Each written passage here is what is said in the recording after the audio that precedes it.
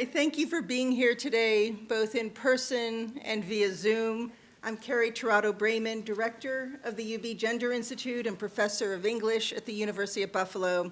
And it's my pleasure today to host our event on the housing crisis in Buffalo and beyond with our amazing group of panelists, India Walton, Rahwa Ghirmatzion, and Keeanga-Yamahtta Taylor. Now, Keeanga, unfortunately, isn't feeling well. She wisely decided to stay put at home, but she has generously agreed to participate via Zoom. So she can hear us right here. Say hi, Keeanga. Hi, Keeanga. Hello.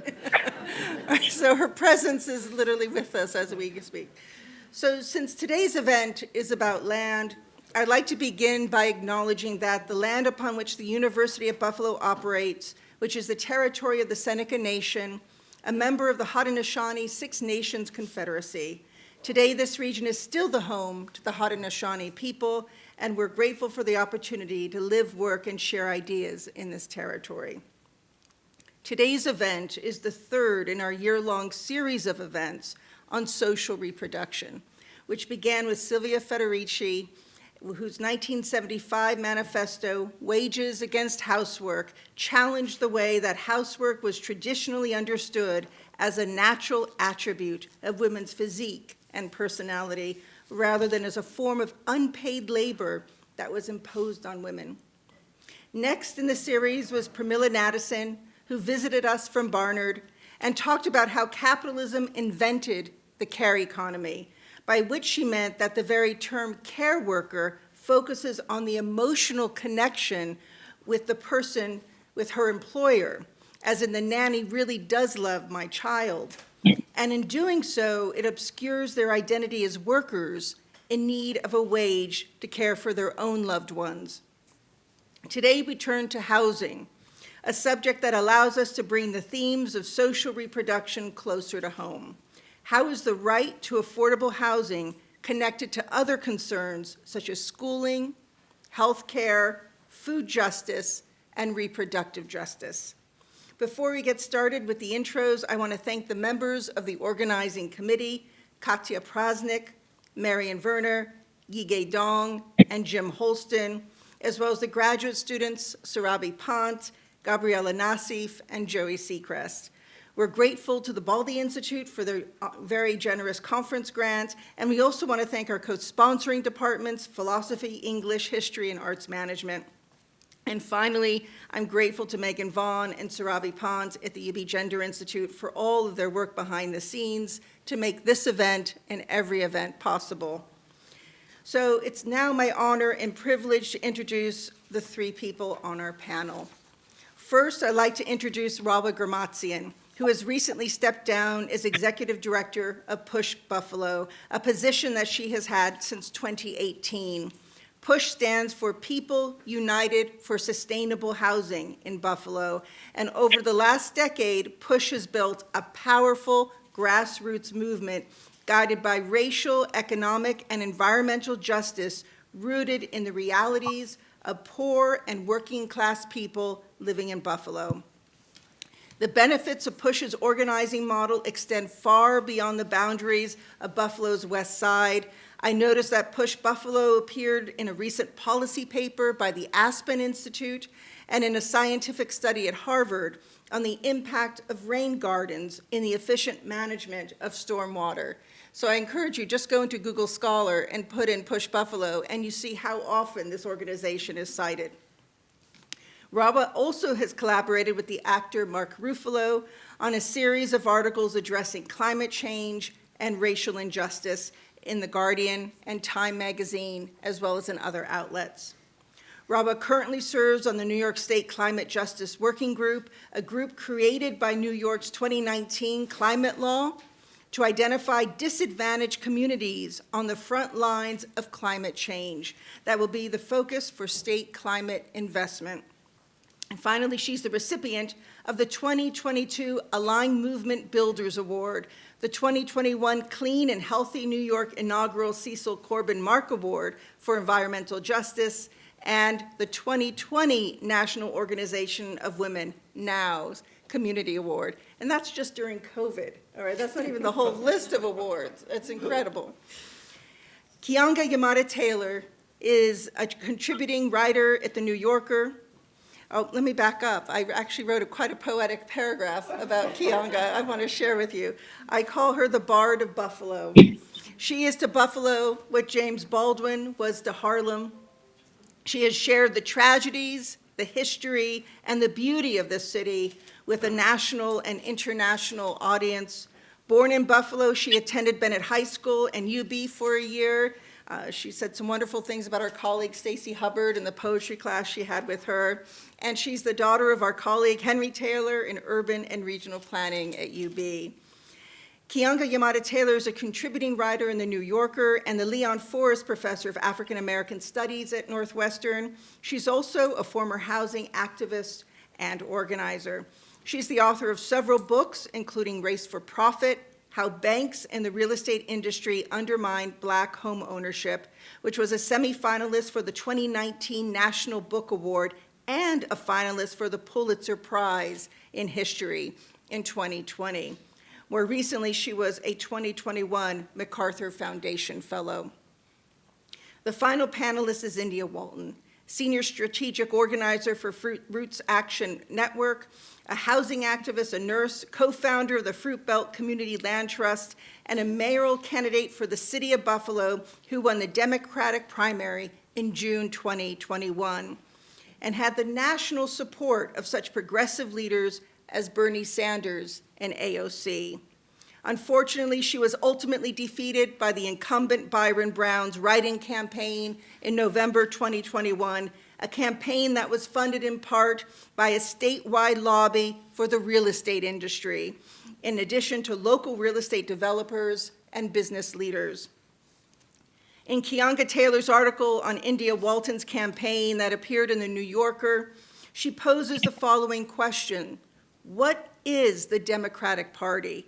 Does it facilitate home demolitions, or does it promise affordable housing and tenants' rights? That is the question. Last month, India Walton announced that she will run for the Buffalo Common Council, part of a progressive trio of candidates, primarily women, who will challenge the current all-male council. And she'll be running for the seat in the Masson district and has put housing at the very top of her platform. So I want to begin with the following question, and I'll ask all three panelists, and we'll begin with you, India, with this question. Go to Rahwa, and then Keeanga can answer third. I want to begin with the housing crisis going on in Buffalo right now. It seems qualitatively different than in the past. Erie County is the second highest county in New York State for evictions. Usually it's sixth or seventh. Right now, we're right behind Brooklyn, Kings County. And Erie County exceeds Manhattan, Queens, and the Bronx for evictions, which are much more densely populated. So one of my questions is why, and why are most of those evictions are happening here in the city? And the next question, that I want to piggyback on that, is the surge in rent. I'm not sure if you saw the USA Facts table, but the rent has increased in Erie County 11.6% since lockdown. In Rochester and Monroe County, it was 6%.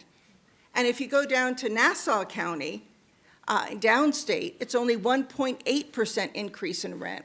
So why is Western New York absolutely off the charts in the entire state for the surge in rent? So I'm going to turn it over to India and Rahwa to answer that question and then go to Keeanga. Good evening, everybody. I think that the biggest part of the problem is that we have spineless and weak leadership that caves to developers and real estate industry in other parts of the state and in the country. We see some sort of tenant protections, warrants of habitability are enforced, rental inspections are enforced. We don't see those things happening here. They are on the books, and they are not implemented. I think another thing is wild speculation, lots of out-of-town investors buy properties sight unseen, and set rent prices that the market does not bear, where we've seen rises in rents and costs of living all across the board. We've not seen wages keep up with that. In fact, Western New York was carved out of the increase in minimum wage at the state level. So I think that it really begins and ends in a lot of cases with failed leadership. So to add to what India just so eloquently spoke about, there's also been, over the last 20 years or so, this move back into cities, right? And so one of the things that I like to say about the legacy of colonialism and the legacy of slavery in this country is they get you on the way out and they get you on the way in. What we saw decades ago that created a donut hole in Buffalo is that there was this incredible move out to the suburbs, right? And that's where all of the investment, that's where all of the jobs went. And you created things like the Robert Moses Highway, where it was easy, you come in, you work in the city, you get home as quickly as you can, left a donut hole and an incredible amount of disinvestment in the city of Buffalo, where right now we have 43% of the population as being black, so we're a minority city with all of our immigrants and refugees. And what that did over a 40-year decline is created huge disinvestment in the housing stock. Buffalo has the second oldest housing stock in the country. And so it's pretty inexpensive to buy a lot of this land, so they let it, really just fall into disrepair and disinvestment while they enjoyed all of the benefits of not being around black folks and folks of color and poor working class people in the city of Buffalo and moved out in the suburbs. Well, now there's this tremendous move to want to move into the city, and it's no wonder why we have elected officials that, because it's always, about profits at the end of the day, where they allowed all of these developers. So we've had huge development over the last 10 years, and it's creating an incredible amount of gentrification in our communities and a huge amount of displacement of working class and BIPOC folks. And what they're doing is they're getting all kinds of subsidies, right? Federal subsidies, tax dollars to build all of this housing that right now is kind of vacant, but it's all market rate housing. And the mayor, in his second term at the State of the City address, said his goal was to build 2,000 units of market rate housing every single year. We did not have say how many affordable units, subsidized housing, or other kinds of spectrum of housing for the folks that were already living in the city, what was available to them, right? And so I think that it is intentional. And so what they're doing is they're building the housing in Buffalo with these really escalating rent prices and market rate for the people that are going to be moving out of the suburbs and back into the city. Keeanga. Hey there. Yeah. First, thank you for the invitation to join the panel. Very sorry that I can't be there with you guys today. And thank you for the warm introduction. I appreciate that.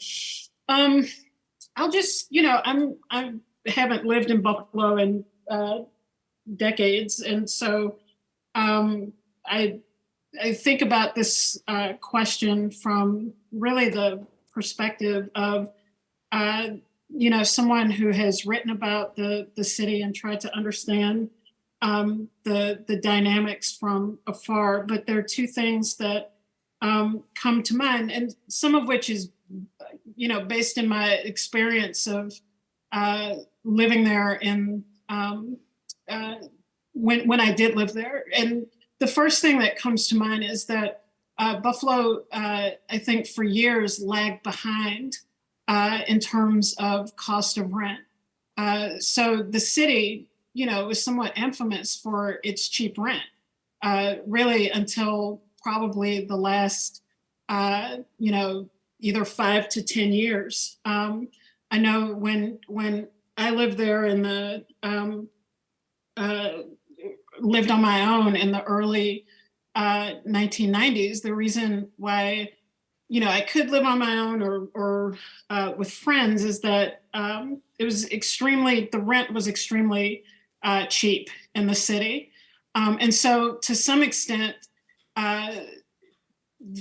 the cheapness of the rent that has coincided with high levels of poverty, with low wage jobs, and with underdevelopment is quickly being jettisoned. And so David Harvey talks about the spatial fix of property.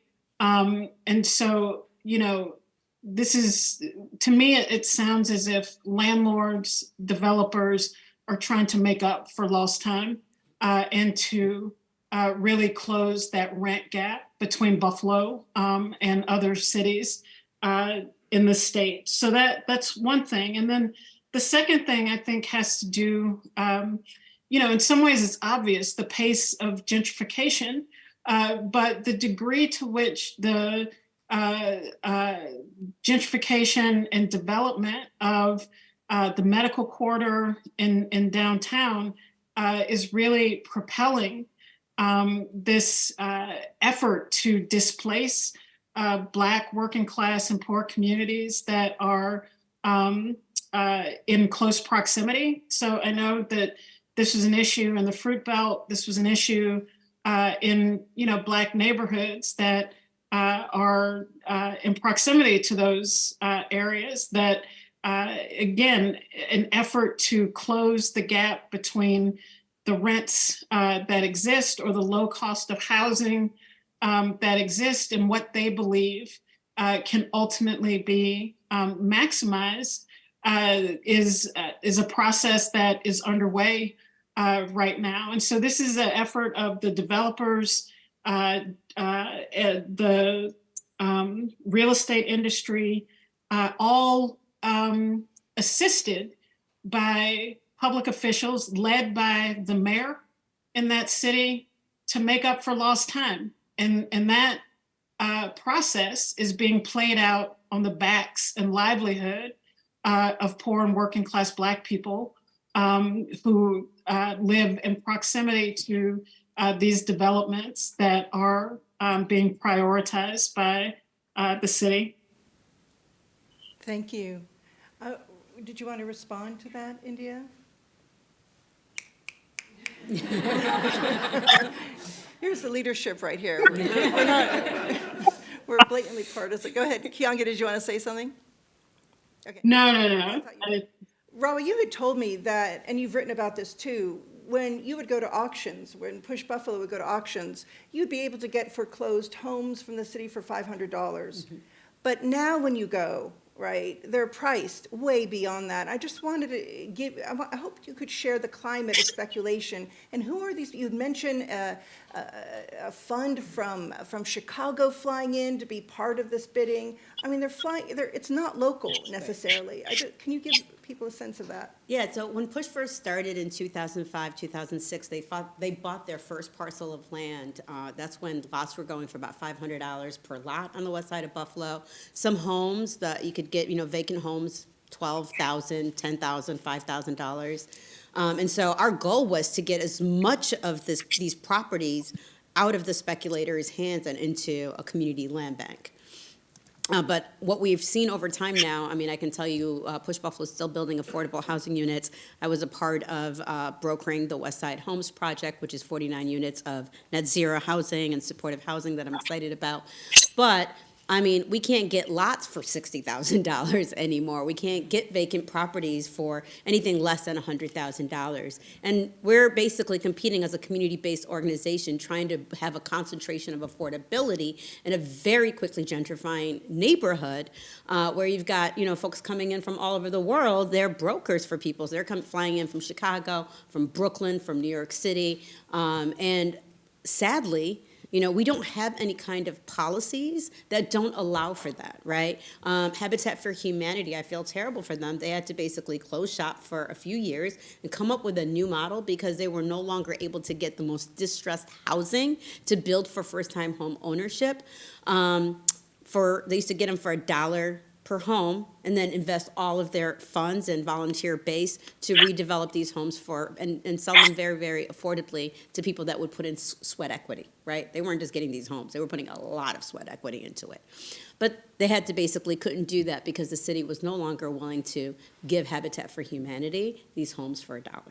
Right? And so this is what we're up against. And now that same situation that's been playing out on the Lower West Side is beginning to play out on the east side of Buffalo. And I think will be manifest even more quickly, unfortunately, after the massacre, after May 14th, because now there's now a desire and an interest to do development on the east side of Buffalo. But it is not the kind of development that we do, which is development without displacement.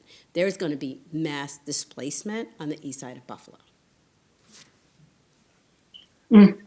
What policy do we need to stop this? Could people speak into the mics? Okay, sure, thank you. You mentioned that we don't have much policy for this. During lunch, we were talking about Rochester as being a point of contrast. What do we need, what sort of policy? Because we were saying earlier, India was saying the laws are already there, they're not being enforced. And then I'm hearing we need policy to stop the speculators. What would that look like?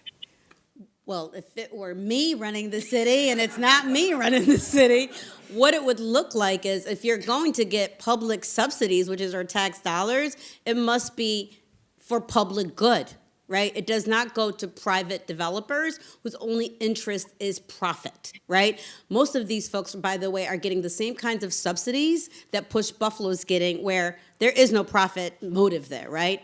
But they also own these places, and where they're going to make their money back after getting the subsidies to develop them is the rent. And of course, what they want is to maximize their profit, which is market rate, right? And so I really think that a policy that the city needs to adopt, or any government entity, is if you were receiving government subsidies, there has to be affordable units. And also, you can't play with the math and the numbers, right? So when I'm talking about affordability, it's affordable to the people that live right in that community, which means you cannot take Erie County's AMI as being affordable, because that is not the city of Buffalo, right? So that's the annual median income. So those are the kinds of games that are being played now. The other thing is, oftentimes there are MWBE requirements for labor.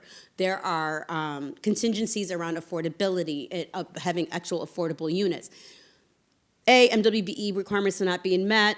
There's no clawbacks for that. And what labor usually says is like, we couldn't find the people. Well, is there a training program or other things to ensure? Because we also have an incredibly high unemployment rate in the city of Buffalo, and it's mostly Black and brown folks, right, and poor working class people. The other thing that I definitely think that we need is to be able to show and demonstrate after the project is built, and there to be an audit system, that they're actually continuing to create affordable units that are actually affordable, and that there are people living in these affordable units, and the amount of units that you say you have are actually what you have, right? And if you don't, they need to be able to claw back that money. Those are just a few ideas. I have ideas also. The city needs a land disposition policy that prioritizes nonprofit and affordable housing developers. The city has taken the position that it is not permissible to dispose of land or real property at below market rate because it constitutes a gift, but we already have opinions from the state attorney general that that's not true. There have been previously and still exist processes for this to happen. When we were in the process of developing the Green Code, the Homestead program, that was the program that allowed organizations to acquire property, and folks who wanted to buy properties for $1 to do so, was scrapped with the promise that after the adoption of the Green Code, it would be revisited, revived, and back better than ever. That never happened. So again, there are ways to do things. It's just not being done because we're trying to squeeze water from a rock, right? The city of Buffalo is fiscally dependent because there's no tax base. So the way that the city is making money now is by disposing of land and property at maximum value, when that does not always translate into maximum benefit for the community. Right now, the city of Buffalo owns 7,700 vacant lots that oftentimes are dumping grounds for people to put trash, are overgrown in the summer with waist-high weeds, and the walkways aren't shoveled in the winter, and it's a hazard. And what they ought to do is hand it over to the community for the purpose of public benefit, for housing, for gardens, for playgrounds, for the things that we really need in this community. And the last thing I'll say is that while we were organizing the Fruit Belt Community Land Trust, and this is how I know that an instrument exists to do this, Darius Pridgeon, the council president, put a moratorium on the sale of any city-owned land in the Fruit Belt while we were organizing. So the city could and should put a moratorium on the sale of any city-owned land until we come up with a comprehensive neighborhood plan for each and every neighborhood in this city. And when sales become available, we need to prioritize locals. We need to prioritize people who are deeply invested in this community. We need to prioritize frontline communities, and we need to prioritize nonprofit and affordable housing developers who are doing this work, who've been doing it. And the barrier to making it scalable has and continues to be the City of Buffalo, the Division of Real Estate, and our city's land disposition policy. So yes, Go ahead, Keeanga. I'm clapping in my attic. Obviously, people who are there locally know 1,000 times more than I do about the specific policies, but there's some general things that I think are happening across the country that also matter. One of them policy-wise is rent control, especially when we have such dramatic increases in rent as landlords and developers try to make up for years of very low rent in Buffalo. The pace at which rent is growing far outstrips the pace at which income, wages, salary is expanding, and in fact does nothing to address the fact that Buffalo is one of the poorest larger cities, not just in the state but in the country. So I think rent control is critical, as is really having a city government that has as part of its objective working with the federal government to open up greater access to the tools that the federal government possess. And that means fighting for vouchers, for greater access to housing vouchers, fighting to reduce the time it takes to get access to subsidized housing, whether it's in vouchers or whether it's in actual public housing, fighting to retool public housing so that it is livable and accommodating to people for whom it was created for.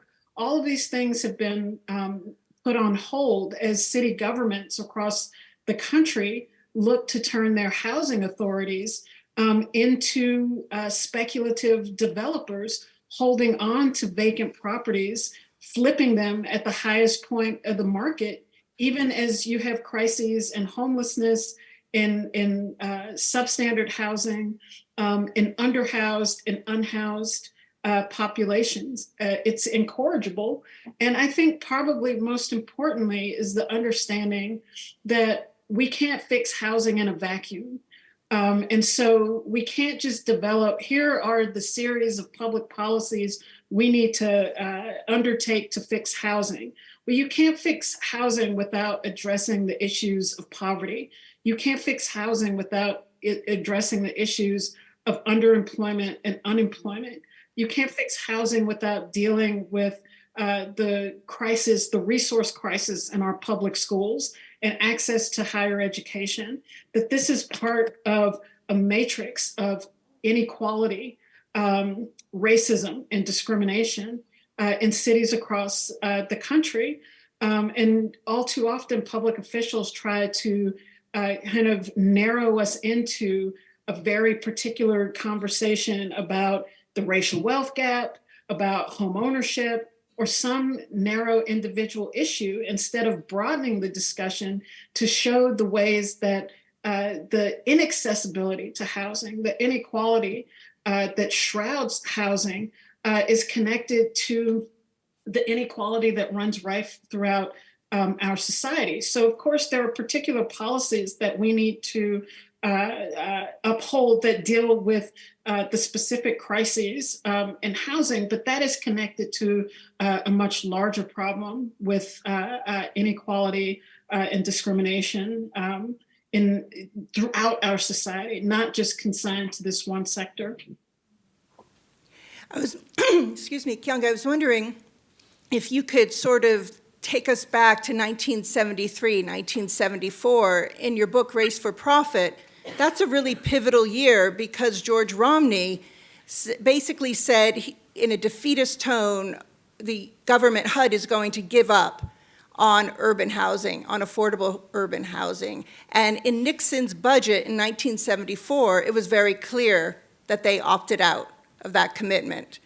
Do you still see us in that legacy of that decision in 1974? Have there been improvements? And to give us a sense of historical scope.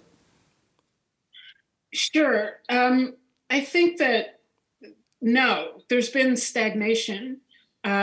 Nixon was the kind of entry point into the retrenchment and in the government or the state's role in the provision of housing for poor and working class people. And then when Reagan assumes the presidency in 1980, he cuts HUD's budget by 40%. And so I think that as the state looked to demonize public housing, as it looked to demonize the role of government really in the provision of housing, that and it began to turn to vouchers and really kind of cementing the role of the private market, that it was really going to become really difficult to write itself back into a role of providing housing for those who needed it. And so now we're in a situation where I think the approach of the US government has almost been just completely laissez-faire, which is to say that that there's very little role assigned to the state itself, but that they have forsaken that for a bigger and bigger role to be played by the private sector. So much so that the state is it has no particular role in the provision of housing, and sees its main role as leveraging its power and authority to create better business opportunities for the private sector. And so even with, being able to just play a regulatory role with the enforcement of something like the Fair Housing Act, that this complicated partnership between the state and the private sector has made that really difficult to do, because if the government is completely dependent on the private sector to produce housing, then it undermines its role as a regulator. It undermines its role in being able to enforce its anti-discrimination rules and regulation. And so that's why, there's always a lot of talk about the historic role of redlining and racism and discrimination in the housing market. But it's not just historical, it's contemporary. There continue to be multi-million-dollar settlements with banks across the country for continuing to exclude prospective Black homeowners. There is an epidemic of racist appraisals that devalue Black housing or homes owned by Black people, whether they're in white neighborhoods, whether they're in Black majority neighborhoods. The presence of Black people in the home itself devalues it in the housing market. These are all contemporary actions that continue to happen, and the federal government has no real response to that except for very minor fines. And so this is a a problem that has long roots, some of which began to be set in the early 1970s, but for which there has been no clear direction out of, as the federal government has sought to increasingly defer much of its role to the private sector. You know, I think it was your article that you mentioned about India, where you mentioned Evans Bank, a local bank here in Buffalo, was caught redlining as late as 2015, right? So the persistence of redlining continues in Buffalo, at least. Exactly. I think we need to look at more positive models, and I think we need to leave the country for a moment and go to Vienna.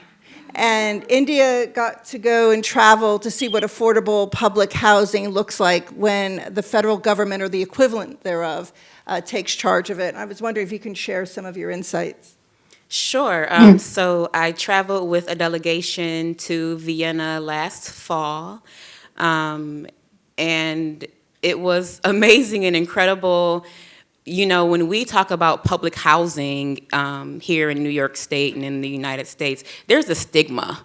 You expect that, you know, folks, there's concentrated poverty and concentrated disadvantage and low quality housing. 68% of Viennese people live in some form of subsidized or public housing, municipal housing, and most folks don't pay more than 25% of their monthly income on housing costs. And the thing that struck me most was not about how affordable the housing was, but how good it was. I mean, terraces and gardens, rooftop swimming pools and saunas, truly mixed income communities, grocery stores within walking distance, kindergartens on site. There was a whole community where you were not allowed to drive an automobile. You needed to park your car in a ramp, and you could either bike to your unit or walk to your unit, but cars were not allowed on the premises, and that way the children were safe, and elder folks were safe, and they could move freely about the community and go to grocery and cafe and have community spaces where art and beauty was being created. And at the same time, right, Vienna is a very homogenous community where most people are from Vienna. So while we're looking at this sort of utopian idea, it is easy to do for someone when they are like you. And I think that's what was missing from that conversation, is what you do when people are different. And how you integrate folks into communities when everyone is not the same. But my biggest takeaway from it is that it can be done. And when asked about the origins of, you know, the social housing movement in Vienna, we were told that the Social Democrats and the Conservative Party did that together. It was the one thing they could agree on, because the conservatives in the business community knew that if people weren't housing cost burdened, they could pay them less.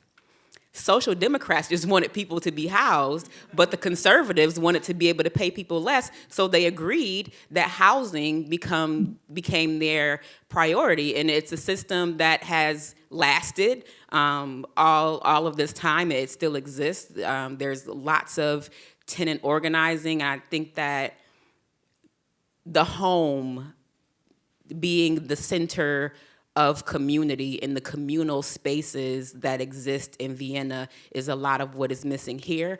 And I'm really looking forward to, like, people becoming fed up enough to organize their buildings and really rise up and demand more of the current system, because I'm so corny, but a better world is possible. We have to demand it. We have to organize and use examples that seem idealistic and make them into a reality for our own folks. Yes. There's always positive stories, y'all. I am like an eternal optimist, but also the realist, pragmatic person you'll ever meet, but always hopeful. And I would argue that to me, my entire life's work, no matter what I'm doing, whether it's public health, whether it's practicing culture and arts, whether it's doing economic development, housing development, and climate justice. And I would argue that we actually have a couple of existential crises globally right now, climate change being the biggest one that's impacting all of us. So everything that we do has to be at the intersections of climate justice and whatever, right, including housing. I believe that housing is a human right. I know the history, and Keeanga is incredible. I listened to your work. I am a huge fangirl and super disappointed that you couldn't be here, but wishing you well. But at the same time, like, the reality is, like, we actually have to just reshift and rethink how policy works, and we also have to address and mitigate the climate crisis, which is what's in front of us. And so the work that we do at PUSH is, I think, really promising. What I love about it is it does actually take the whole history of housing and justice, also the legacy of an extractive economy that's rooted in capitalism, that is rooted in heteropatriarchy, that is rooted in a consumer mindset, that is rooted in the legacy of slavery and colonialism, right? So we have to, like, really bake all of those things in and say, how can we do things differently? And I think that is what PUSH is really great at, is that we are just determined to be bold and come at you both from an organizing strategy, a policy strategy, and actual economic development strategy. And we see that as a virtuous cycle to really mitigate and address all of the harms that have been happening in our community. So just to show you is, like, PUSH started with, like, not everybody's going to be a homeowner. That's just the reality. 40% of our community, not going to be homeowners, ever. They're never going to make enough money to actually, be able to maintain, take care of a home, and have it be an appreciating asset, right? That's just not going to happen. That's okay. We need a spectrum of housing. We need good, public subsidized housing for people that need it, because housing is a human right? And so that's what we just start from there, place of care. We all need to be housed. We need co-op housing, we need supportive housing, and we need affordable housing, and we need market rate housing, right? And so if we look at it that way, we also need to, at this point, build an intergenerational, multiracial movement that will help mitigate the climate crisis. So we can't be segregated anymore. We actually need to have mixed amenities and mixed income in all of our neighborhoods in order to build a level of resiliency against climate change. I'm going to tell you about one way that we've addressed, like, all of those things in one project. It's crazy. Also, we take a very scaffolded approach, right? So over time, we will build the thing, never let perfect be the enemy of the good, but where we are 17 years from where our start is like exactly where we wanted to be 17 years ago. So proof of concept project is first-time home ownership, right? We've only done rentals up until this point because that's what our community needed. But guess what? Home ownership and addressing redlining, historic, whatever, right? So we have 6 units of housing. We're going to prototype these to be climate resistant, built to passive house and net zero standards, right? For poor people, first-time homeowners. B, there's amazing federal funds called CHODO that can gut rehab these homes to just gut rehab specs. But then, because these banks have been, redlining and failing Black and brown communities for a long time, now they feel really bad, and because they've gone to court, that JP Morgan Chase has to invest $30 billion to address historic redlining, right? You're like, yes, we're going to get some of that money. We pull some of that money. So now we're going to make them, that's what's going to create all of these incredible amenities where renewable energy, completely net zero, all of that, another investment. There's only 3 architects, design firms in the city of Buffalo that can actually do they have net zero and passive house certification. So we're going to partner with UB, Nick Rakovich's class, because they're amazing, and we just graduated 13 last semester, and 15 are on track to graduate this semester that are going to do all the prototyping for us, right? And these are students that are from all over the world, including the city of Buffalo. That means we are teaching you young people to go design for people and for the sake of our planet, and not for design's sake, right? So we're growing the field that way and giving people practical applications. Now, this is addressing Black and brown people that have been left out of enjoying the benefits of having a good home to purchase, right, that can appreciate value over time and create generational wealth. Well, guess what? Urban League works with Black and brown people for first-time home ownership, so that's who our partner is. We are working with Heart of the City that's going to help us apply for these federal funds because they've done it before. We're working with another organization called Home HQ to do all of the financing. We're working with the UB students that are going to get practical application again and do the prototyping for us, which will cost us a little bit less. We also train people in these new technologies, so they'll be the workforce, they'll be making living wages to work on these homes, right? And we're going to turn around and sell these homes for $150,000 to $195,000. Now, they will also have to take landlord training because they're going to rent one of the units, but because of what policies we can create, they can't rent them for market rate. They're going to rent them for affordable. So now we're actually creating even affordable rental, more affordable rent in our community. These are the kinds of policies that we need, right? And so we're piloting it, hoping that it'll go to scale. What we're confronted with all the time is that we can't do this, right? We can't be a self-determined community and be smart enough to figure this out for ourselves. Well, guess what? Poor working class people are figuring these things out for themselves in our community, and we are pushing all the way through to show that we are thinking holistically about how we take care of us, right? And to build the kind of wealth in our communities that is also going to take us, make us fully sustainable, fully resilient, but also mitigate the harms of climate change and hopefully build a new system that is anti-capitalist.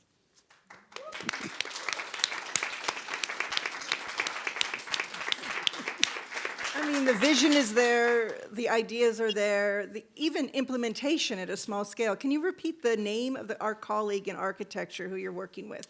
Nick Rakovich. And what is the name of the program?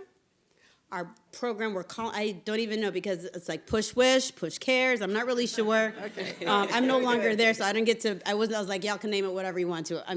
But the funding is in place, the idea is in place for it to actually become a thing. And they break ground, actually the new executive director of Push is here, Dawn Wells-Clyburn, and they will be breaking ground on that this spring. Very good. I wondered if we can just turn to the New York State context right now, because there's a battle going on in Albany. Along these lines of what Keeanga raised in the article about India, where's the Democratic Party in all this? And what we have is a governor. Governor Hochul has put housing at the center of her budget. 800,000 new units every decade in New York State. But she's finding it very challenging right now in both houses, the Assembly and the Senate, because they want more. They want good cause evictions and the voucher program. So as we speak, this very issue is being debated in Albany. And I just was wondering, in layperson's terms, if either of you could explain what's at stake in this debate and all that. So with good cause, it's really, there aren't very many tenant protections across the state of New York. Oh, I'm sorry. Can you hear me better? Sorry about that. So there aren't very many tenant protections. And in the city of Buffalo, more than 60% of the population are actually renters. And you just heard rent prices are going up. That is actually a form to it's called forced eviction, right? If I can't afford to pay rent, I'm no longer paying rent, you're going to put me out. Good cause eviction says that as long as someone is not breaking the terms of their lease, you cannot evict them. And two, it also helps mitigate the amount of rent that you can increase year after year. And the city of Buffalo does not keep track, or the marshal's office does not keep track of the numbers of people they put on the sidewalk. And I think that's intentional. You just don't count that. Oh, yeah. Did you want to add? Yeah, not really. Well, let me throw this question, then we'll open the mic for the audience. And I wanted to ask you, how is housing a feminist issue? How is it related to reproductive justice the movement that began with Sister Song in the Deep South by Black women, including Loretta Ross? So there's three principles: the right not to have a child, the right to have a child, and the right to parent children in safe and healthy environments. And I was just wondering if we could bring that into the conversation, too, of housing. Yeah, there's no demographic in this country that is more at risk for eviction or foreclosure than Black women. That's right. And, when we think about the care economy, there is a saying that you can't pour from an empty cup. So if you are a person who is in a field of care, which are predominantly women, teachers, nurses, home care workers, you name it, and you don't have a safe and stable place to be yourself, then how do you go out into the workforce and care for other people? Better yet, how do you care for those who are under your roof, or how do you care for yourself? Housing is definitely a feminist issue, not only in deficits, but also in gains, right? You've heard from three brilliant people this afternoon who have visions and ideas and solutions about how we house people, but not only house people, give people homes, and give people an equity stake and build generational wealth for families. And the heads of these movements are oftentimes women, because we are able, no shade to other gendered humans, but feminist politics, feminist policies tend to center people, and care for all. And I think that we need more of that in policy. We need more of that in politics. We need more of that in power, and in positions of decision, because when women lead, we see a greater benefit to humanity as a whole.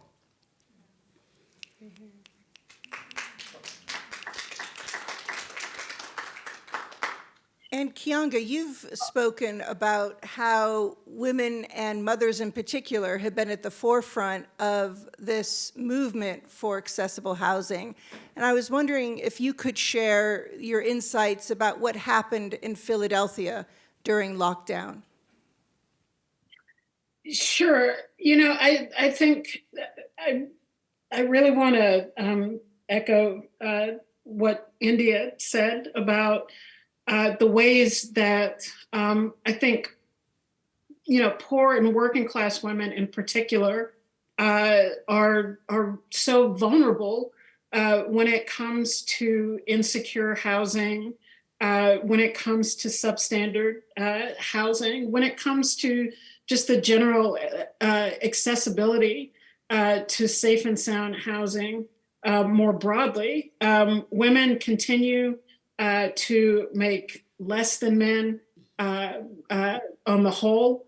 When you talk about Black women, that number goes down even further. I think Louisiana is the most backward state where Black women make 62 cents to every dollar that a white male makes. Latinx women are also incredibly vulnerable to low wages and thus susceptible to insecure and substandard housing. And so, a right to housing, a guarantee to safe and sound housing is absolutely a feminist issue, which is why, if we look historically, it has been women at the forefront for struggles around rent and rent control. It was Black women in the my own research on housing in the 1960s and 1970s who were really at the forefront of the struggles for housing justice, whether it was in public housing in a city like St. Louis, and in my work that looks at Philadelphia, Chicago, Detroit, especially, it was Black mothers who had been accused of being unsophisticated, accused of being the source of a problem for a low-income home ownership program that was besieged with corruption and fraud. The women were blamed essentially for being victimized through these programs, but it was actually their determination to expose the fraud that they had been duped into participating in that ultimately uncovered the illegal practices that were pervading these low-income homeownership programs. And so I think that is, it's important history, but it's also, again, connected to the contemporary condition of insecurity and instability that continues to engulf many poor and working class women's lives. And we've seen that particularly during the pandemic, the kind of long aftermath of an ongoing pandemic that the country is desperately trying to move on from.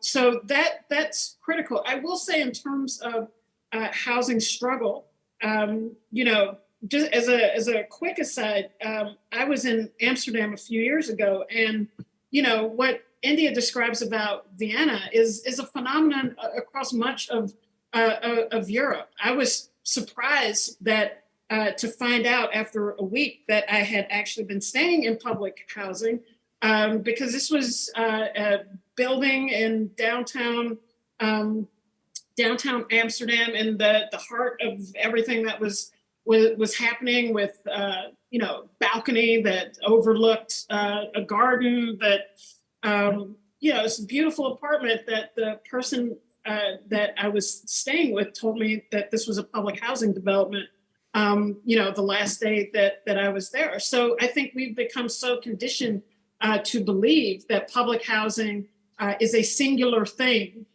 in the United States. So something, or it's two things. It's either high rise or low rise, besieged by poor conditions, filled with people who are living in abject poverty, and that is the only thing that it can be, and that is a reflection of many years of work by the forces that are hostile to public housing. But I think today that there are many examples that people can point to of ongoing organizing efforts in Philadelphia.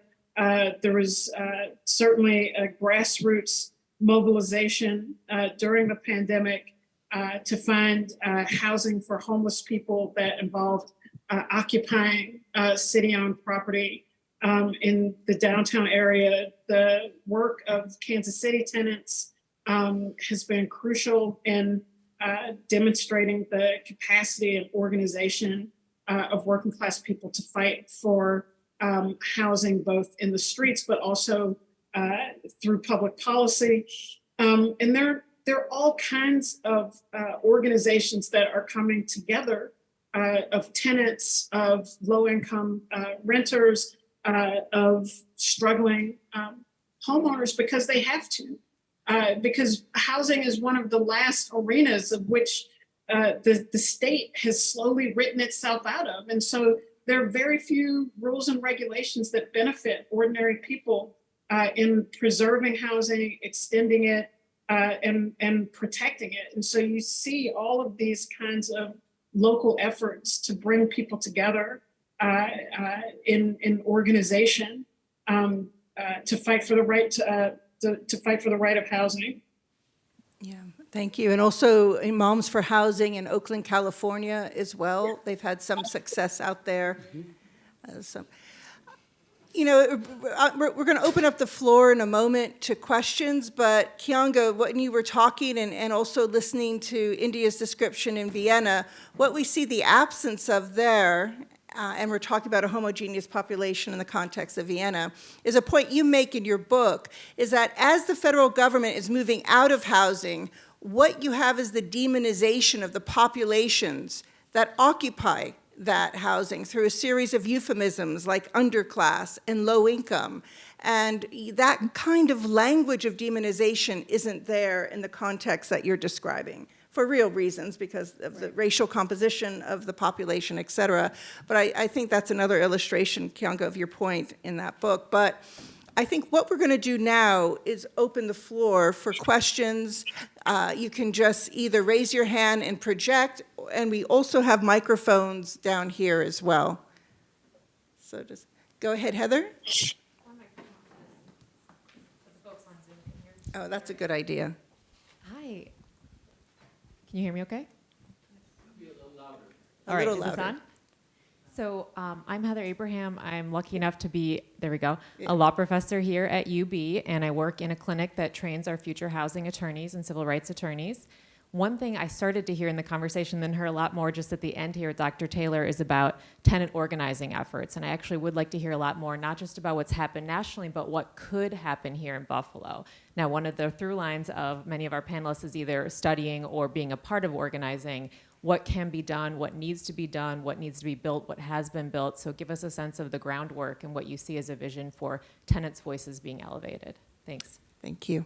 Yeah, I'm happy to start. So actually, there is an incredible amount of movement around tenants' rights in Buffalo, New York. Push Buffalo's got its campaign called the Tenant Bill of Rights, which is pretty extensive, and that is by talking to hundreds and hundreds of working class folk that are being impacted by unhabitable or poor quality housing in Buffalo. They are part of a larger statewide movement. It's the Housing Justice for All campaign. So that was the campaign that Carrie mentioned around good cause eviction and some other tenets of affordability, rent control. All of that is on the table, and I think that's why Governor Hochul is really kind of locked into providing 8,000 units of affordable housing every year for a decade. It also has to do a lot with the climate legislation, and so there's a lot of that is already underfoot. So I would say, and call the organizers that Push Buffalo. I can tell you for a fact, like the statewide coalition movement is much more important because we seem to have a lot more effect when we come together around these types of issues across the state and are able to push those policies, and the kind of power around how many folks we can get to Albany. Is our success has been with the state and not necessarily our municipalities or cities in New York. So because I'm not currently formally I wouldn't say not involved. I'm involved. I'm always involved. But I don't have a formal role with any local organization. But I still get lots of calls for help all of the time. Right after the storm, there were folks in a senior citizen complex over on Beck Street, and the walls were raining. It was raining down the walls, and mold began to grow. Another place, the Ellicott Center, which used to be BMHA and has now been sold off, and First Shiloh Church is the management company or something, which was news to me. Goldwyn has a number of properties that are in disrepair. People are upset. I think they are just looking, number one, for direction, and number two, there is such little accountability for landlords here that people are afraid of eviction via retribution. So I would love to talk more because, we all call Adam Bojack, and it would be great to have more legal resources to point people to when they do have to take their landlords to court, because a lot of what the barrier is they don't have representation, they don't have resources to get it.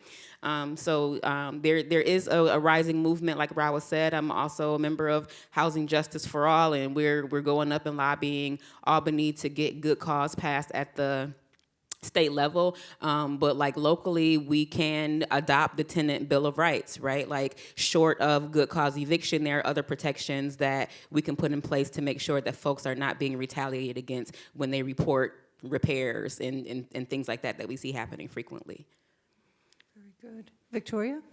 Hi, thank you so much, all three of you, for your amazing expertise. Victoria Wolcott from history. I teach urban history. I wanted to ask a little bit more about the vacant lots, and this is partly having read Henry Taylor's recently issued report, where he does a really good job kind of outlining those issues.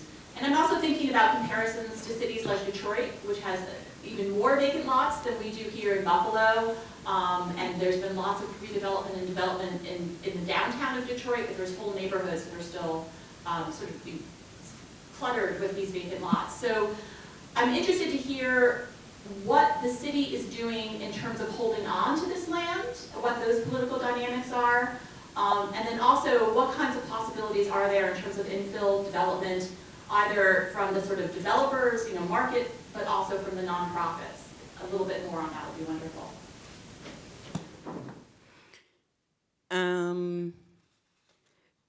I don't know what the city's strategy is because it's not public, but it appears that they want maximum value for every single asset they have, right? Because the honest part is that the city is underwater, reserves have been spent, then there's lots of questions about how surplus funds have been spent. The city was in a really good financial position after the American Rescue Plan. Should be in a good position, and that's not true. I think there are some good examples of infill housing, like what we did in the Fruit Belt is a good example. I've had lots of conversations with people who are aging out of their homes. If you've ever knocked doors, there's not many houses in Buffalo that you can get to without walking up some stairs. I think that there is a desire for density, but there's also a desire for ADA, like completely accessible housing. There's a great need for that. Push had this idea of building modular homes indoors in a controlled environment, putting them slab on grade. It's a controlled place where you can have workforce development, revive solid craftsmanship, use quality materials, build year-round, not have to worry about the weather. I'm interested in the city supporting initiatives like that. In my ideal world, what we would do is we would offer folks who are aging out of their homes, who maybe they're empty nesters, the house is too much for them, or they don't want to do stairs anymore, they can put their house in trust, put a deed restriction on it, make it permanently affordable, will it to a young family who's up and coming, and move into one of these ranch-style homes and be able to live out the rest of their days and roll into their shower. I think that it's really interesting is that we really need to look at everything in a really holistic manner. The city of Buffalo actually invested a lot of money on an amazing study that we all participated in. There's a basement somewhere full of amazing studies. We don't need to study anything ever again, trust me. We can just pull out any of them, just close your eyes, pull any of it, and just do that. But what I loved about it was like this idea and this concept of having a neighborhood by neighborhood development plan, right, to be strategic. Because the thing about Buffalo that I actually love is a really well designed, really beautiful city. If you go to other cities, they're all right.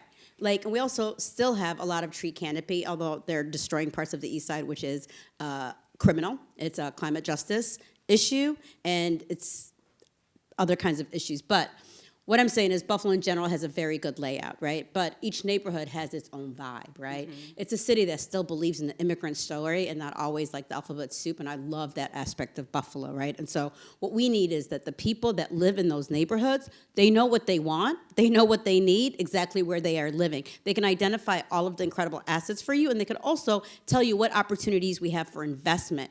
What that looks like should be left up to that community. For example, City of Buffalo, on the east side of Buffalo, they've demoed a bunch of houses. Is that what the community wanted? No.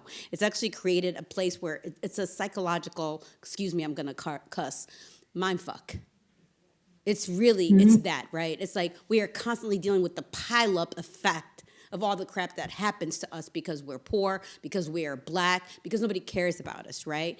But I also see that there's a huge opportunity of what do we do with this land, and those people should have an opportunity to say what it is that they want, including addressing issues of the fact that most of the east side is a food desert. Also, you can fit 5 west sides on the east side. It's a huge geography, right? So we really need to break it down to neighborhood by neighborhood and ask those people, and I bet you they could tell you exactly what needs to happen to create a thriving community. And so all the land that the city of Buffalo currently has, which is about 7,800 properties, as mentioned before, should go into some kind of a land bank and then go neighborhood by neighborhood, create some kind of district, right? And then ask those people what to do. And if it's in your community, you should be able to take it through whatever, you know what I mean? Domain and whatever other kinds of reasons. But I think allowing those people to do it would create a completely different city and actually address a lot of our what we call social determinants of health that are undergirding us, right, is that it would actually create the kind of equitable city that we all want to live in. Mm-hmm.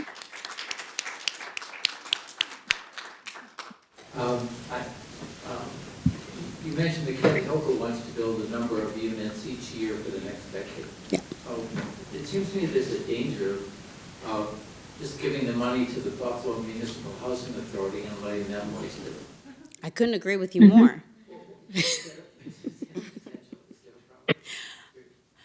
No, I mean, I think that, again, it's part of like what Dr. Keeanga has said, Dr. Taylor has said many times over, is that when you've got this sort of idea of like public-private partnership, it doesn't work. And when you look at Buffalo's housing stock in particular, and you look at BMHA and subsidized housing, it is deplorable conditions. You don't want anybody living there. It is a really sad situation. And we need investments to go into these places and also take it out of that kind of a partnership and actually give it either to community-based organizations and or the government really needs to be responsible and actually take care of those properties and the people themselves, right? Another thing, just to give you a thing, like it's really what people, it's about will and courage, right? It's just will and courage. For example, a study came out that said $250 million, you can weatherize every single home in Buffalo. Every single home in Buffalo. I mean, look they gave $750 million to Tesla. Where are those jobs? I mean, I'm just saying, right? So again, this is public money. I'm not trying to pick on the Albright Knox, but you know, it's a $135 million project, right? $250 million could go, every single home can be weatherized. So again, where are our values? Very good. Yep, another. Can I just, Go ahead, Keeanga. Go ahead. yeah, just to say along those lines, and I think it's important in terms of the larger political set of issues. It's like, you know, the money is there. Of course, Buffalo is, you know, has a relatively large poor population, but that is directly connected to policy choices that have been made historically and continue to be made in terms of where development is concentrated and who has access to jobs that are created through this development, but also in terms of, you know, look at the tax benefits that went to Tesla.